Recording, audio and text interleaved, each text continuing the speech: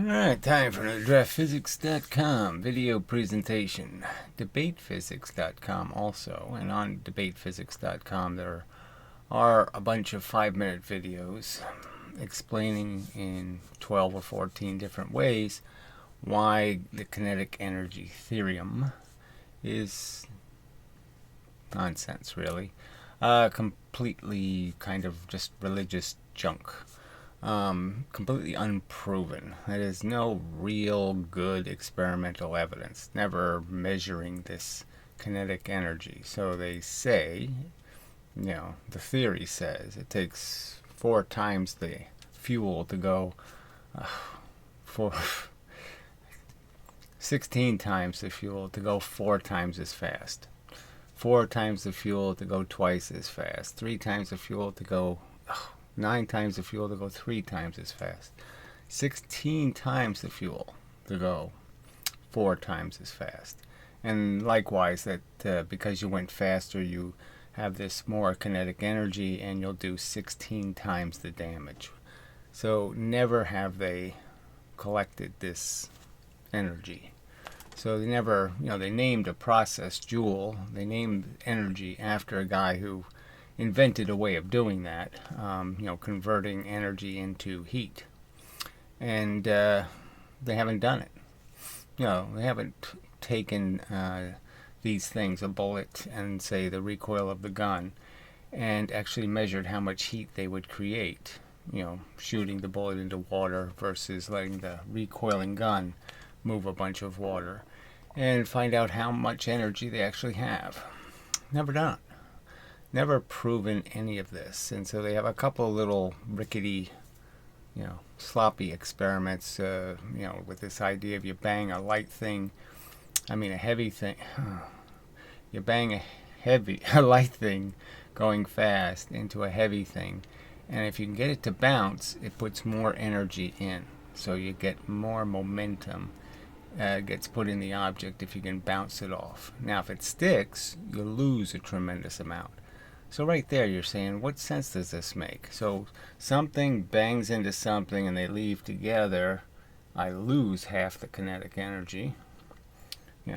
Something goes in, it bounces, this leaves and this bounces, and somehow I got more than I started with going this way, momentum wise. And momentum is energy, frankly. I don't know how sorry, some of this conversation, I just don't understand how anybody intelligent can't understand that momentum is a significant event in the universe when something has it. And it's just not frivolous and trivial. You can't just create it and destroy it. Anyway, so there's a bunch of those videos, and so far, no one has taken my challenge to actually play one of those videos and rationally explain where I'm saying something ridiculous, that somehow there's some real evidence indicating what I'm saying is wrong, that somewhere they did show, that it takes 16 times the fuel to go 4 times as fast. Obviously they can't do that. Or show that, in the simple case, when you're dropping something in gravity, that it's not completely a time-dependent force, and that the work equation that says holding 100 pounds, if this was 100 pounds and I held it here, they're saying that's not work because it's not moving. The work equation is just a derivative of 1/2 mv squared, and it's nonsense. It's not about distance, it's about time. It's about how long you're holding something. It's about how much time you're in gravity, free falling. How much time you're in the gravity will tell you how much gravity affected you, not how much distance you travel. It just doesn't matter. If you already have a velocity, your distance will be really huge, but the amount of extra speed you gain will be very small, as I point out in one of the 5-minute videos. If you're already moving 500 miles an hour and you're coming towards the Earth in the first second of 9.8 meter gravity, you're only going to get 9.8 meters of extra velocity. So you're only going to be going 509 miles per hour. No big increase. Anyway, it's just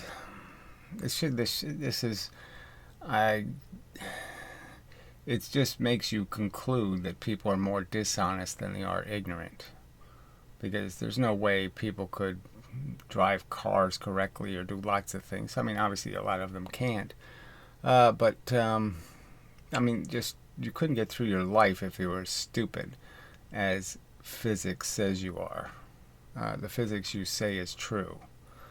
So I really just can't understand that why I have to have this argument. Just seems why reasonable people should conclude, well, yeah, they should have this evidence. If they've had 350 years to prove it takes 16 times the fuel to go 4 times as fast, yeah, they should have done that by now. Anyway, should be well established by multiple experimental proofs. So, on the website, it's so discouraging. I almost can't find the energy to make these videos anymore, because everybody's an imbecile. So even people who sort of get it don't get it. So I'll read a couple of comments, and no offense, it's just that, I just don't know how, I just don't know what the fuck. I don't understand you people. No, I didn't want that. Wrong button. Wrong button again. This is the one I want. Alright, so, nice enough person, analytic, sentient. And he posts, there's another comment where he brings this kind of stuff up. And so, I just don't get how you could think I could have any interest in this stuff. It says, good evening. The following videos present skeptical challenges. I don't think they do, really. It's just standard anti-Einstein crap, or Einstein, they want the speed of light to be variable, so they don't like that Einstein says it's not, or something like that. They're not even really on the subject, and their proofs against these theories are lame and stupid, frankly. Some aspects of the standard model are popular scientific consensus. Yeah, they're not against the parts that are really stupid. They're for those parts. They want to double woo the universe. They're not anti-woo. They're doubling down on woo. But I'd like to request your response to them. Please consider. Thanks. Yeah, well, I've already responded to this crap. Alright, so he says the YouTube channel See the Pattern, which, yeah, it's a complete wave argument. They want to make a double wave. They want to double down on wave theory. Ether bullshit of some kind. They have no concept of how anything works. They can't give you an illustration of how this ether crap works, how it makes magnetism, or how it does anything. It's just crap. Alright, quantum electrodynamics is rotten at its core. So they think it's rotten because it has some part of it is quantum and is in the idea of a quantum of energy, a clump. Okay, it has too many clumps in it. They can't accept the existence of clumps. And then this unsucker crap, Unsucker's real physics is about as unreal as you can get. He's a big fan of the Germans. Okay, he apparently is an incredible bigot. I wrote a book saying Americans fucked up physics when clearly it's all the loop-de-doo Europeans who came up with all this wooey shit. Bohr was the religious kook. He was the guy telling Einstein, quit telling God what to do. But I talked to him like 5 years ago, whatever the fuck it was. So it's nice to have other people that don't like conventional physics, but they don't like it for the wrong reasons. This idiot wants to break all the constants. You don't think the constants are constants. You don't think they're important. I mean, it's just silly. The speed of light is a real thing. The limitation is a real thing. The simple idea is if the fastest thing that can move in the universe has a speed, then nothing else is going faster because it's a push universe. I mean, I've said it 7 million times. You can't push something if you can't go any faster than the thing pushing you. It's just a fact. All right. You don't need Einstein to tell you that you can't go faster than the speed of light. Logic can tell you. All right. So then he lists these shit videos.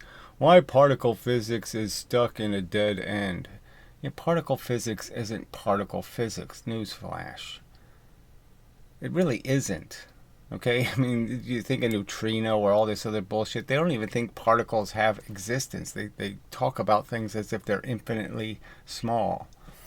You know, as if they don't exist. I mean, electrons are not supposed to be a real particle. They're some kind of abstract point particle that has no dimensions. What's the point of it? It's stupid. As I pointed out, the two particles wouldn't be able to see each other then. If they were infinitesimally small, one electron couldn't see the other electron because nothing could ever bounce off of it, so to speak. It couldn't reflect anything. All right, embracing the nonsense of particle physics. No, we don't need a new collider. Yes, well, see, he's against colliders because colliders have an element of particleness to them. So again, it's another argument for more woo. And I would argue that, you know, all the crap he wants is sort of dependent on colliders in the sense that these silly things, these antimatter and antiparticles and all that crap is sort of built out of just all of these energy dynamics that are exaggerated by the very thing I'm arguing, which is mv squared. I mean, the whole collider physics all disappears if 1/2 mv squared isn't true. If 1/2 mv squared isn't true, everything, all the analysis they've done of energy popping out of accelerators is in the garbage because it's all fake. It's all, they made a particle out of synthetic, non-existent extra energy. All right, great physics. Louis Victor de Broglie. So de Broglie is the idiot. I mean, the fucking moron. the shithead who invented this stupid notion that electrons aren't things; they're wave functions. You know, that they have a frequency. You know, fuck that. It's stupid. All right, it says, apparently among the most prominent wave theorists of the 20th century. Yeah, why would I be interested? I'm just letting you know, okay? I hate wave mechanic bullshit. It doesn't have anything. Waves are an emergent thing. Particles can look like, oh, they're waving, okay? But waves can't look like a particle. The universe isn't made out of fucking waves of vaporous, magical, you know, God belches. I mean, the physical universe is physical. It's made out of physical things interacting. And they basically have to smash into each other. And there is no, you know, they can't just, I'm sending my force field, my magical nothing field to you. And you'll send me some kind of magical nothing field. None of that shit happens. So I just, I mean, I can't be anything but discouraged. I mean, there's absolutely nothing about anything I've said in my videos that has anything to do with these two channels. Beyond just saying, okay, yes, conventional physics is full of shit. Okay, about some of the things they proclaim to be true, and it's just dogmatic, religious, faith-based bullshit. But they don't give any reasoning, and their reasoning, again, all they're doing is they want to double down on the idiotic part. I mean, Unsucker thinks there is antimatter, and he thinks all that crap makes sense. Yeah, no, it's crap. All right. So then this other guy does the same thing here. Do you mean this into this video? So 1337 into this video. And so this is by another guy who's just full of shit, frankly. You know, it's BS. Well, yeah, I mean, it is BS, but you have to know it's BS for the right reasons, the parts that are BS. So again, he's completely opposed to the particle theory of photons. And he's trying to argue that somehow the photoelectric effect and these different things don't really provide a good reasoning to doubt waves. And they certainly do. But as I stated, the photoelectric effect, you're sort of stuck with the argument that, admittedly, the detectors are clump detectors. So if you're using a clump detector, it's not a big surprise that all you detect are clumps. So that's a little bit of a cheat. Unfortunately, it's against my argument, but you really can't get around the Compton scattering part. That doesn't appear to show any, waves don't explain scatter. But anyway, but this guy wants to make it double down on waves. Again, it's just, all this Huygens nonsense and all that crap. A bunch of little wavelets pop out of every wave and everything's just wave, wave, wave all the way down. It's just not the truth. And they say it's, this is somehow evidence, this two-slit experiment. So I'll play this a little bit. I mean, it's stupid. It's not evidence at all. Because they never analyzed any other theory. They never thought about it in any other context than this tiny fraction of the possible ways they could have modeled it. And they said, well, those two models didn't work, so the other 40 million that you could have invented somehow failed also. So because two models fail, particle models, that means all particle models fail. I mean, the logic is just horrible.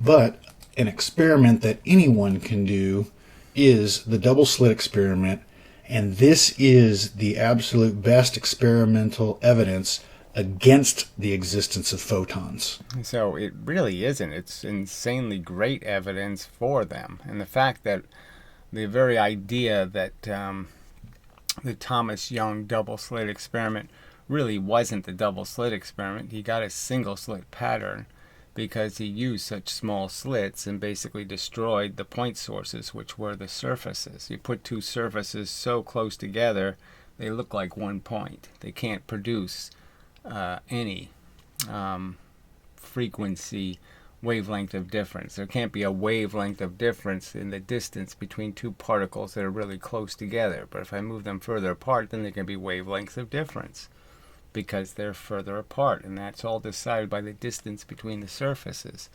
So the experiment really does prove that the event happens at the surfaces. It doesn't have anything to do with whether there's an opening or not. It has nothing to do with photons going through an opening.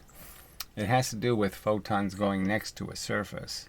Only the ones next to the surface are the ones that create the entire fringe pattern. All of the light that bends is being bent because it travels near a surface that's covered with electrons, and the photons are basically the pieces of the photon are hitting the electron, being changed in their direction, and then they have to reform new photons as an image.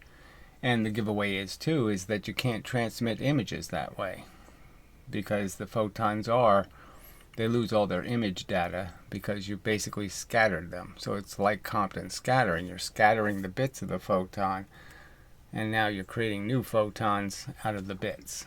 So you're knocking them out of phase, so to speak, and then you're throwing them onto a surface. And the fact is, half the time they'll be in phase and half the time they'll be out of phase. And you can figure out the simple mathematics for that when there's two surfaces. And then when you add another two surfaces, you change the odds you change the probabilities of where those surfaces will be. And so as I've demonstrated, you can get the correct mathematical prediction for the slit pattern by just recognizing what's the furthest distance between two surfaces. That'll make the small bars. And what's the smallest distance between two surfaces, and that'll make the bigger envelope. So particles do work, and this is just bullshit. So here is the basic setup for this experiment. We have a red laser jump pointer ahead. and a diffraction slide. The Who red laser cares? pointer is a 600 wave interference FanDuel Casino reward machine. Free to play every day with a chance at a $2 On grand top physics prize. videos. interference pattern that is created when the coherent light source, or the laser, is shot through this diffraction slide. Right, and so he's got the two patterns are here, okay, but they're similar in terms of their wavelength. That's why it's all broken into pieces. But yeah, so all you have to do is find out what's the smallest distance you created between two surfaces and what's the biggest distance. The biggest distance will tell you the size of the bars. The smallest distance will tell you that they'll be in clumps of 3 in this case. Or through the double slit. You have the highest intensity light near the middle. It's not a very good pattern because it's actually the center is this whole thing here, this clump of, it should be an odd number, so it is 7. This clump of 7, and then those 3, and then 3, and you really can't see because they start to break down. But anyway, so yeah, I've already analyzed all that stuff and shown all that stuff, so we won't bother. But this doesn't prove waves. Because again, if I just make two of the surfaces really close together, what'll happen is there'll be only one pattern. And I've just really created a single slit out of a double slit. So if I make two surfaces really close, then I've changed this experiment into just this distance and this distance, the furthest distance. Because the slit distance doesn't matter anymore because those look like single point sources. So that's all I have to do to basically convert a double slit into a single slit. Proving it's about the surfaces. And what is it about the surfaces? Well, the surfaces are an obstacle. And the obstacle breaks the photons and then you remake them on the surface. Alright, anyway. Been there, done that. So we'll move on. Alright, so on the website I have added the 5-minute videos to the Draft Physics channel in the sense that it's on this little video, whatever, newest video bar, I guess is what I'll make it. I guess I'm going to do some modifications to it, but anyway. And if you don't see this 5-minute video thing, then you have to hit this stupid reload button, and then it should show. But it's just kind of, they keep breaking everything. I mean, this just has to do with rendering pages versus cached pages. So they're, you know, when you're using your browser, they're trying to make things quicker by not having to fetch data that's already going to be the same. But you used to have this little simple way you could just say, no, go always get the original because it changes every day. So get the original document. And you can't get it to do that anymore. I mean, they broke all those things for some dumbass reason. I don't know why they do the things they do. Don't get it. They keep breaking they keep making features that look like errors. But anyway. So you just hit that, and that'll be all the 5-minute videos will be over here, and such. So, what else? I guess I'll try to make a 7-minute video explaining in even briefer context each of these, dozen or so 5-minute videos, because I don't know. People need everything in shorter and shorter little sound bites, I guess. So, but anyway, I don't know. Something like that. I did send out a couple more emails to channels that maybe might be able to do an experiment or two. So we'll see if I get anything back. Because that's really what we're waiting for, is a really well done proof. A well done experimental proof. And it just doesn't exist. And, I mean, they really don't have it. They really don't have, and they're never going to have it, right? I mean, they're never going to prove it takes 16 times the fuel to go 4 times as fast. We know that's never going to happen. You go from 10 to 40 miles an hour. You didn't use 16 times the gasoline. I mean, it just doesn't happen. And, so the real question is can they ever make any of these things happen? Where, again, I mean, it's just so. I just don't know why you people are so easily convinced that I throw a rubber ball at a wall and it bounces back, and the wall now has twice as much momentum as this started with. But if I throw a steel ball at it, okay, that will stick, I lose. Okay? I mean, I keep the same momentum because momentum has to be conserved, but I lose a ton of kinetic energy. I mean, how can that make any sense to you?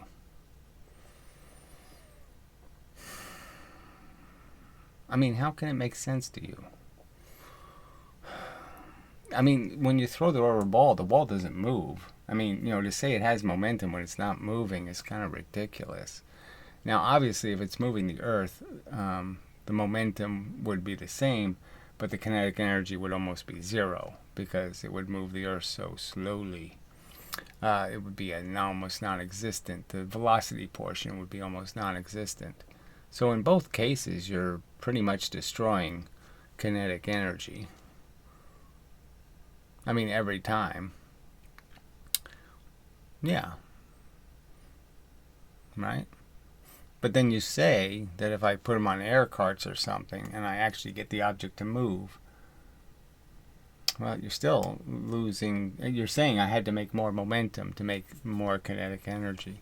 So to conserve the kinetic energy, you're saying you have to make more momentum. And I'm just saying, how can you think that's possible? I can put something in with a momentum and I can get more momentum out for free. How can you think that can be real? I mean, that wouldn't have a consequence, a thermodynamic, ooh, you can't do that kind of consequence. Well, anyway, so I'm predicting the definitive proof will never show up because it doesn't make any sense. So, anyway. Sorry. I struggled making this video because it's almost like, why am I talking to people? They're just so goddamn stupid. I mean, the fact that none of these assholes will admit, oh yeah, we really should have some evidence. Our physics that has spent, trillions of dollars over the last 100 years on physics experiments has never bothered to do any of these elemental experiments. Never even bothered. It's like saying, again, the Eddington experiment is such a clear example. One of the most famous experiments in the history of physics. The guy who did the experiment says in his own journal, I wouldn't stake my life on these results. It's an absolute fact that the data was 10% of the quality he was hoping for. It made Einstein famous. New York Times headline, Einstein proven right. Never successfully repeated from Earth with an eclipse, and never even attempted from space. With 400 times better resolution from space, it only takes 5 minutes, and you don't need an eclipse. Then you just need a moderately good camera. And they never even tried it from space. To you, that's sensible science. To me, anybody who cares about science should be saying, well, that's pretty sloppy. That's pretty bad science. To claim an experiment is valid when it's never been repeated, and when you have a huge advantage, space, and you don't use it. I mean, not to admit, that doesn't sound like good science. I mean, if I was trying to promote a theory you didn't like, and that's the kind of evidence I was getting everybody to believe in my physics with an experiment that bad, you'd be pretty irritated, I think. Let's just say you're an atheist and the religious kooks were winning the argument, okay, with that kind of shit. I think it'd piss you off. So it really just has to do with the fact that you're all in a camp of some kind. You know, you believe in some sort of shit, and you really don't care how shitty the performers are on your side. So it really gets to be like the politics. Like, I don't think any... My father voted Republican. He was a Republican. You know, fiscal conservative. Greedy scoundrel. Whatever you want to call it. You know, it was just his habit. But he didn't go for any of that religious crap or any of the other crap. And he probably would have voted for Trump. Merely because he's a Republican. But there would be nothing about him he would respect or find worthy or anything. He's a despicable, lying piece of scum. And the Democrats do the same thing. I mean, these people are shitty, conniving, scheming crooks. You know, but they defend him because the politics is more important. And you'd think when you're just having a conversation about science where, you know, it's not exactly as important as some of these political policies, you'd think you'd have a little bit more. It would be about more, okay, than just that. But again, it's a religion, so that's what people are showing, is that their passion is made out of faith and trust and I don't know. It's like the free will argument. Maybe it's just that, you know, they just can't accept that they didn't invent themselves, that they're not some, I completely am responsible for what a great person I am kind of bullshit.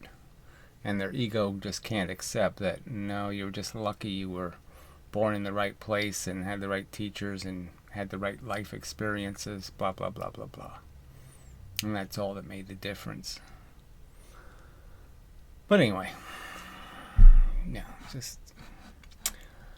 I'll endeavor to persevere, and, you know, tomorrow's another day, and, you know. But today, you know, I'm pretty discouraged. There's just nobody reasonable. There's just no one. All right, there's 3 of you. Okay, I'm not really talking about the 3 of you. It's the rest of you that I don't get you. I don't understand you. I can't figure out how your brain functions that you can fucking so aggressively defend such shit science. Yuck. It's just disgusting that you can do that. Yeah, that's enough.